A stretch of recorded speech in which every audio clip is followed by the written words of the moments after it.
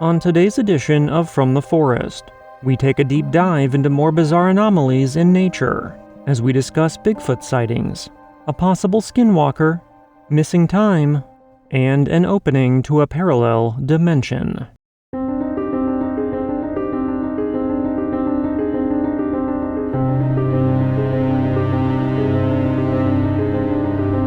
Thank you for joining me and welcome.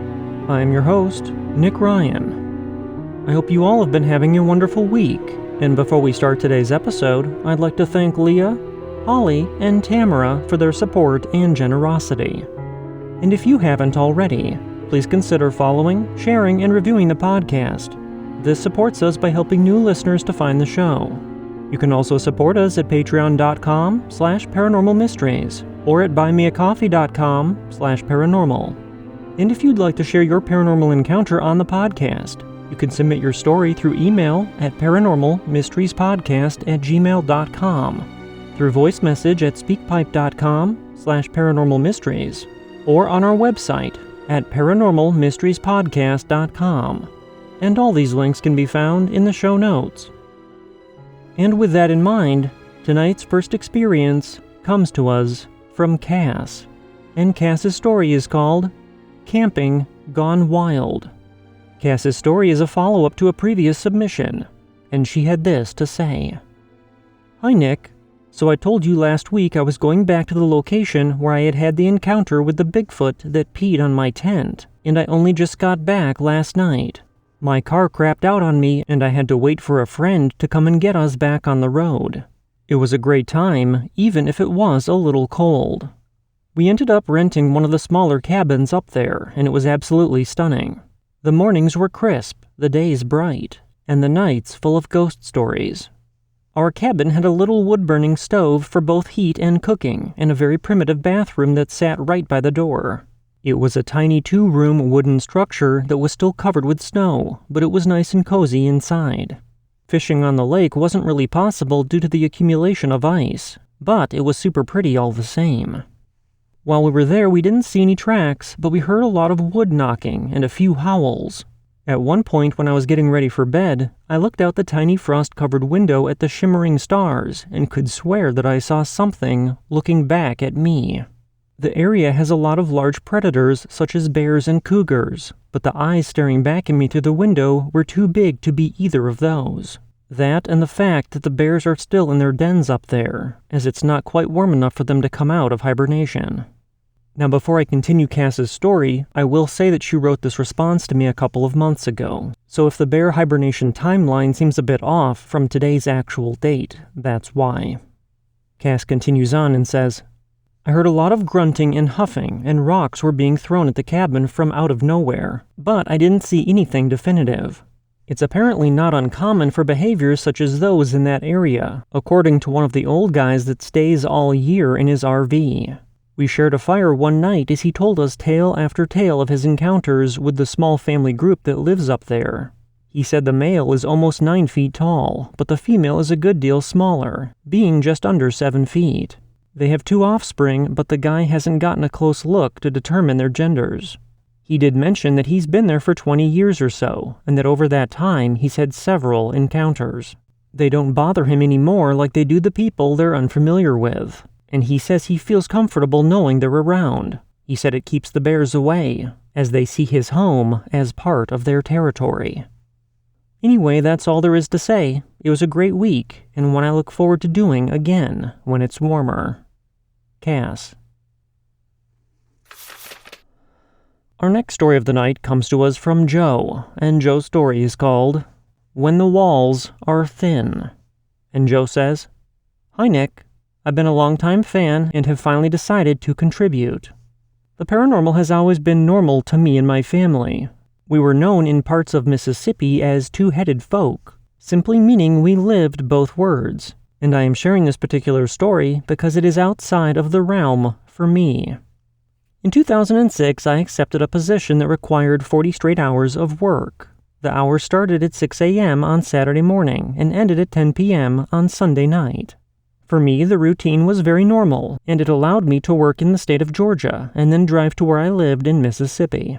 I would normally hit the road directly after work because I would be wide awake, having been able to sleep on the job as a part of my accepted routine. The drive from Atlanta, Georgia to Jackson, Mississippi usually took approximately 6 hours, including stops. This was a great opportunity to work and still be home with my family for 5 days. This particular Sunday, I was driving through a desolate section leading from Alabama into Mississippi. As usual, I had the radio cranked, looking for stations to listen to. Hearing the story, you would wonder why the title of my story is called When the Veil is Thinnest. I have often heard that during certain times, realities can merge, sometimes for brief seconds or even longer.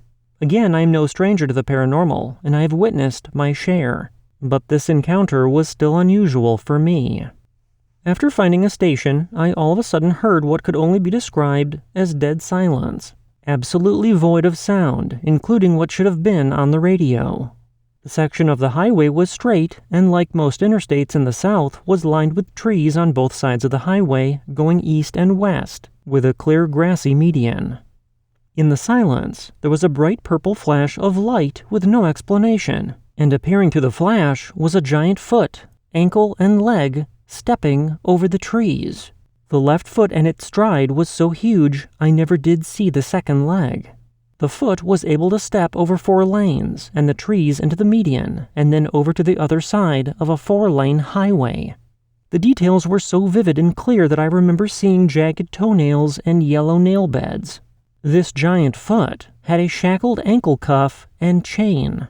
I'm not sure what I was more disturbed about, the fact that there was a giant running through the path of my station wagon, or what could possibly be chasing something that gigantic. I was extremely grateful to put that stretch of highway behind me, and I continued working for another year, and never did experience anything like that again in my travels. Thanks for reading, Joe. Our next story of the night comes to us from Annabelle, and Annabelle's story is called Skinwalker. Annabelle says, "Hi Nick, my cousin and I wanted to share our story from when we were in 2nd grade. We were playing in my backyard. Keep in mind I lived in the desert of Arizona, and we were looking around for little critters. My backyard wasn't really a backyard, it was more of straight desert. So we were looking around when we thought we heard a coyote. We headed to where we thought we heard the rustling of bushes and saw this thing crouch down in front of some brush. It was tan in color, skinny to the point that you could see its ribs.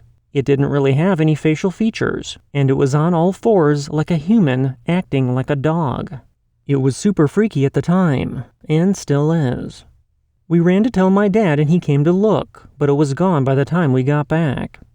I thought about this a lot over the years, and just recently started listening to your podcast, and I chatted with my cousin about this. I had done some research by myself at one point, and came to a partial conclusion of it being a skinwalker.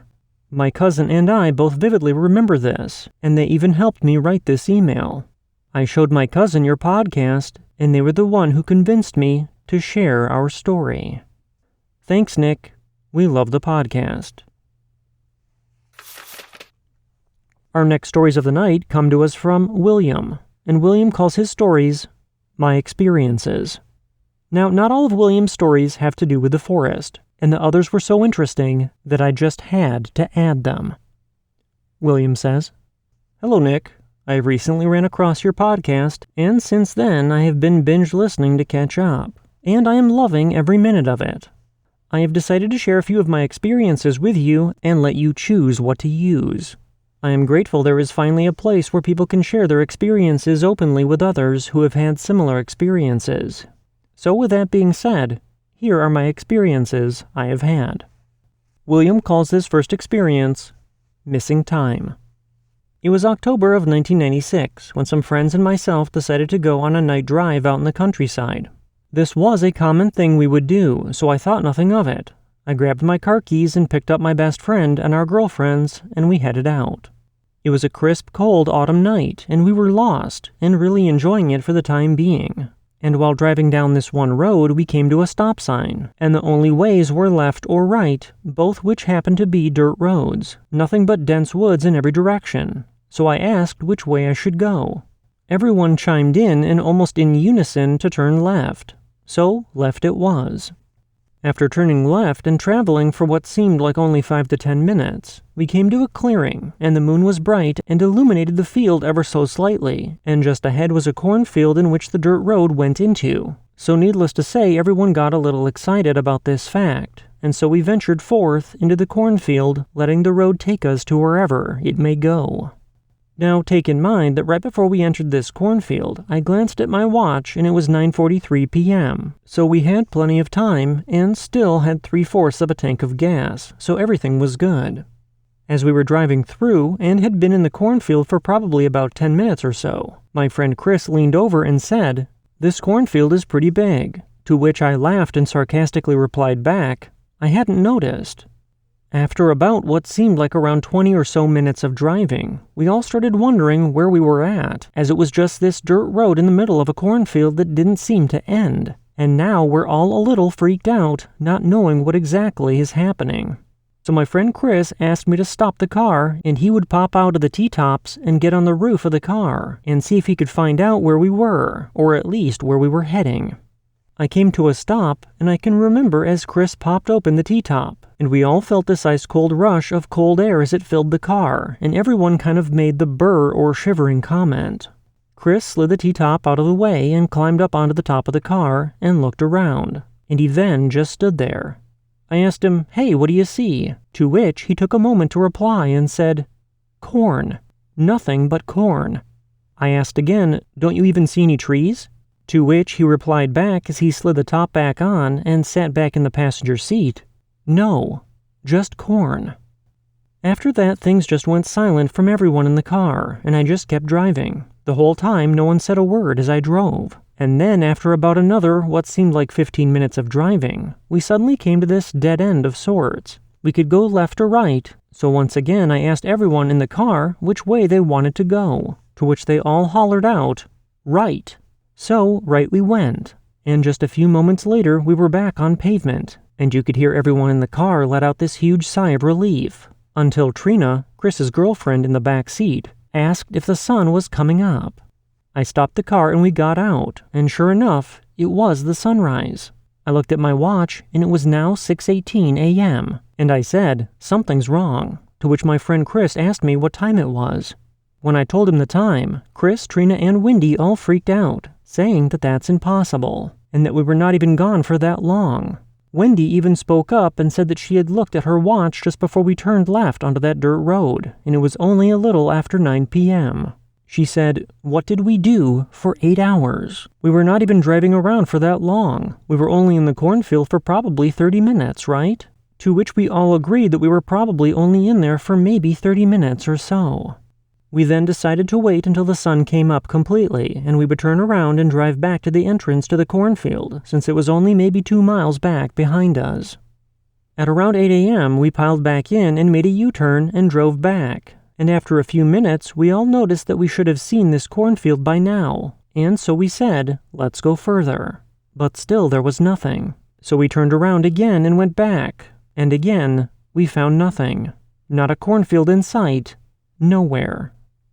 No one said a word the whole way back, and as I dropped each of them off, there was this eerie silence that had fallen over all of us. Nobody knew what had happened, or where our missing time had gone. This happened in Cross Keys, South Carolina. William's next story is called Premonition. William says, "The year was December 3rd, 1998. My friend Chris and I, along with his girlfriend's mother, went to see a friend of theirs for the weekend and have a little party of sorts. Now, this is a really small town just outside of Bullocks Creek, South Carolina, that sits up on a hill right beside the Broad River. There was a little community of about 15 houses up there, and this is where this woman lived, whom we were going to see. Upon arriving, we all got out of the car and walked up to the door, to which her friend greeted us and invited us in. She introduced herself to me as Renata. Now, Renata was tall with a nice figure. She had dirty blonde hair with a big smile that just makes you smile back. She was just someone that makes you feel like you have known them forever and makes you feel right at home. So after introductions and dinner, we all settled into the living room just to talk, laugh, and have some drinks, to which there were quite a few. Hours passed by and the conversation was good, but for my friend Chris and his girlfriend, it was time for them to crash for the night. They were exhausted.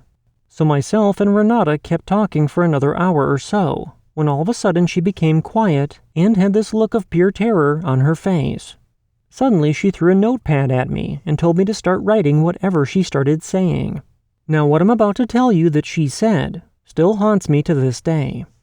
She spoke and told me of September 11th, 2001, and she gave me the names and flight numbers of the planes, how many would hit the towers, and she said that both towers would fall. She spoke of the Pentagon being hit as well, and the flight that went down in Pennsylvania, and gave specific times of this. Now, when she said all this, my first thought was, this woman's crazier than a loon. She said we had to call and warn someone, so I said, well, call the FBI, I guess. I really don't know who you would call, and I left it at that. After that, I said I was going to go to sleep, and I would see her in the morning. The next morning, we all kind of woke up early, except for Renata, so we kind of decided to go ahead and leave, since we had a long drive back. So we all loaded up and headed home. Once I got home, I wrote down the day's events in my daily journal and thought no more about it until September 11th, 2001. I was opening up shop and getting everything to open up the local cell phone store I worked at when my boss called me and told me to turn on the news. I asked him which one, and he said, "Any. It's on all of them." So I did like he asked, and for a moment I was confused and in total disbelief of what I was seeing, thinking we were under attack. But when the news anchorman said what flight number it was, I was really freaked out, because I remembered that was one of the flight numbers Renata had spoken of that night a few years ago. I then immediately called my friend Chris, since he only lived one road over, and I asked him to go to my house and look for my journal from 1998, and get it and bring it up here. When Chris arrived with my journal in his hand, I immediately grabbed it and went to December and started reviewing entries until I found it. I told Chris about that night a few times before, mocking it really, not thinking this was serious. So when this all started happening, he was asking, "What's it say? What's it say?" Since he knew I kept a journal and had meticulous notes from every event in my life since I was 12. Sure enough, she had gotten everything correct. Flight numbers, times, planes, etc. 100% correct. And we all just stood there in silence. And to this day, I take to heart what any person says when they claim to have psychic abilities. William's next story is called A Moment of Enlightenment. William says, "This one stands out most in my mind. To tell you this one, please allow me to give a little bit of background right quick.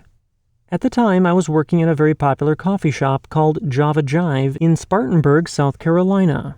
This was a popular hangout for a lot of people from every walk of life, with a very laid-back lifestyle with a kind of sort of bohemian decor about it. Everyone knew of it, and most people had been there, so I got to become friends with a lot of the patrons that were regular customers there. So much so that sometimes we would all attend parties or road trips together. It was just a very warm and loving atmosphere, which was something I had never experienced until starting work there. So the day was Saturday, April 4th, 2001, if I remember correctly, and I had opened up and went back home to rest for a few hours before going back in and working the rest of the day and night. I decided that since it was such a beautiful day out, I would open up my windows and take a nap on the couch right below. The temperature was perfect, and it had been drizzling off and on with a nice breeze, and it was overcast, so no bright sunlight blaring in, just a perfect kind of day. And I remember laying there and thinking how peaceful everything around me was, and I drifted off to sleep. About 3 hours later, I awoke, ready to go back to work, and headed out on my way. But along the way, driving down the road with the windows down, I became acutely aware of how wonderful the air smelled, and the grass was so fragrant. And then all of a sudden, it was as if time stood still. And at that moment, everything in this whole world made sense, like I was in the mind of the creator of the universe. I knew why the grass grew. I knew why the flowers were fragrant. I knew everything. I was at one with everything. Every thought and question I had ever wondered, I had answered, and I was at pure and complete peace. But more importantly, there was a feeling of love, like I had never felt. Words could not explain the love I felt for everything, all living beings. It was unfathomable. Then, after what seemed and felt like an eternity, it all went away and everything returned back to normal. I was in such shock that I pulled off the road and had to gather my thoughts. I looked around and I was still in the same spot, which was odd because I felt like an eternity had passed. But yet, time stood still. I sat there and tried to figure out how I could go back to what I experienced, but I could not. I then proceeded to go on to work, but it was still ever present in my mind. I got to work and saw my boss Greg, who is a very free spirit and open-minded to anything possible, and he noticed that I was acting different, and he asked me if something had happened, and straight away I told him, since I knew that he would never tell another soul. Greg heard my story and told me that it sounded like I had a divine spiritual awakening. Well, I personally don't know what happened for sure that day, but I do know that it changed my life forever. I am more caring and understanding of others now. I care for all life, and I have learned to love more. I would love to know more if any of your other listeners have had a similar experience and would like to connect and share their stories. So please feel free to give them my contact info, which I will leave at the bottom of this email. William's next story is called Encounter with Bigfoot. William says, "This happened in June of 2016. I live in a little town in North Carolina called Lawndale. I have been playing this game called Ingress for the past 4 years or so, and decided that one afternoon I would drive up to a town called Marion and visit the opposing team and play for a few hours. Well, a few hours turned into a lot more, and I found it being very late, or rather very early in the morning, so I decided to head back home. This drive was about an hour's drive down this one back road, 226, which was just basically a road through the mountains and hollers of the Appalachians, and it was real foggy that night, so I was not driving too fast. Around 30 minutes or so into my drive, I am passing into this little community called Sunshine, which is basically a little hollow surrounded by Sunshine Mountain and Cherry Mountain, and not too many houses at all. Anyway, I am coming to the bottom of this hill, and it is so foggy that I literally cannot see 20 yards ahead of me, so I am literally just rolling through the bottom of this little hollow, when all of a sudden on my left-hand side, this creature stepped up on the road and looked directly at me. I immediately hit the brakes and just froze in sheer terror as it stared me down.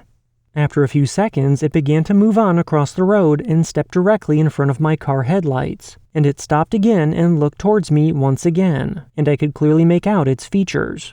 It was about 10 feet tall, maybe a little more, reddish-brown hair all over its body, maybe 3 to 4 inches in length, and matted in some places. His face was the same as his body, with long hair as well. Large thick legs and arms, and its eyes were red. One thing that was indistinguishable was the smell. It smelled awful, like a mixture of body odor, fecal matter, and a skunk all rolled in together, and this is what it reminded me of. After it looked back towards me, it continued to walk onto the other side and began to go up the mountain and out of sight. After a few moments of disbelief and shock, I gathered my composure and drove on back to the house, all while keeping a watchful eye on the sides of the road. Thank you for allowing me to share with you a few of my experiences with you and the audience if you so choose. And please keep up the good work.